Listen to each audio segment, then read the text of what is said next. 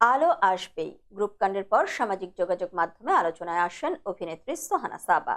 তিনি দেশের বর্তমান পরিস্থিতি ও অন্তর্বর্তীকালীন সরকারের বিভিন্ন বিষয় নিয়ে পরোক্ষভাবে একের পর এক স্ট্যাটাস শেয়ার করছেন।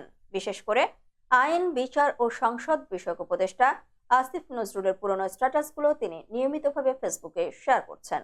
সোহানা সাবা তার স্ট্যাটাসে উল্লেখ করেছেন, তিনি আজকাল আসিফ নজরুলের ভক্ত হয়ে গেছেন। একবার তিনি লিখেছেন, আজকাল স্যারের ফেসবুক পেজ ঘুরে দেখতে খুব ভালো লাগে, আমি তার ফ্যান গার্ল। এই নিয়ে শিল্পীদের মধ্যে দুই পক্ষ তৈরি হয়েছে, সমর্থক এবং বিপক্ষ।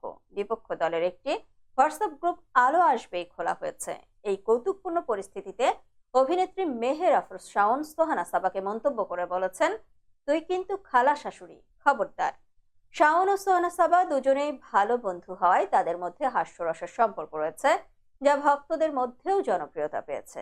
সোহানা সাবার এই প্রতিক্রিয়া এবং শাওনের মন্তব্য সামাজিক যোগাযোগ মাধ্যমে ব্যাপক আলোচনা সৃষ্টি করেছে, যা শিল্পীদের মধ্যে বন্ধুত্বের একটি নতুন রূপ তুলে ধরেছে।